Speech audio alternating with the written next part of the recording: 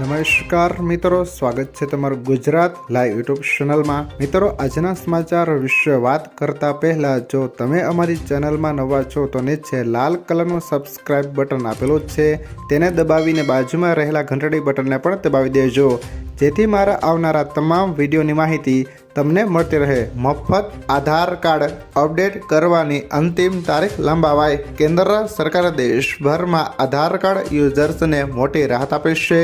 સરકારે ફરી એકવાર મફત આધાર કાર્ડ અપડેટ કરવાની તારીખ લંબાવી છે। મફત આધાર કાર્ડ અપડેટની તારીખ 14 ડિસેમ્બર 2024 હતી, જે હવે વધારીને 14 જૂન 2025 કરવામાં આવી છે।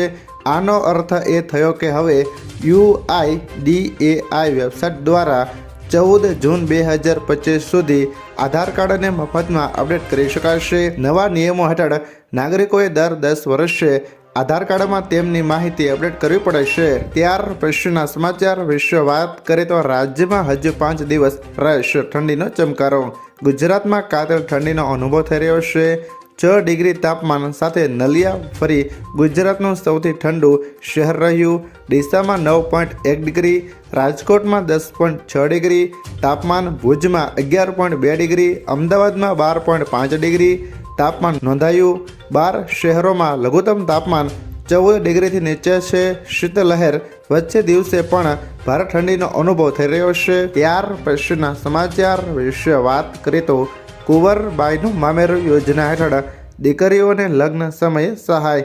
આ લગ્ન સહાય યોજના દ્વારા ગરીબ પરિવારોને સીધી આર્થિક રીતે મદદરૂપ થવાનો ઉદ્દેશ રહેલો છે।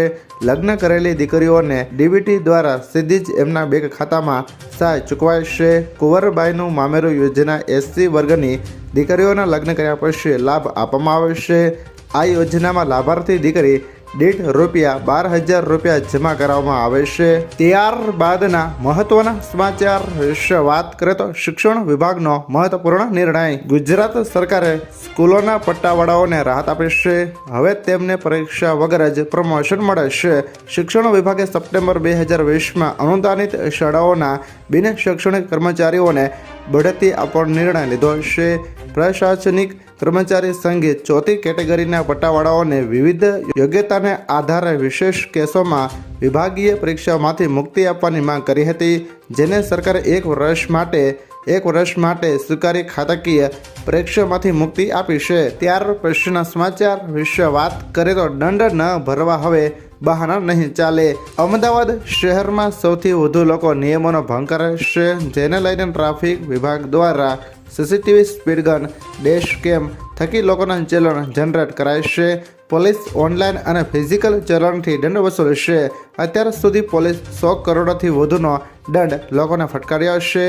જોકે ટ્રાફિક પોલીસ માંડ 25% દંડ લોકો પાસેથી વસૂલી શકે છે। ટ્રાફિક પોલીસ પાસે POH મશીન આવી ગયા છે। હવે ટ્રાફિક પોલીસ આ POH મશીન દ્વારા દંડ લેવાની કામગીરી હાથ ધરશે।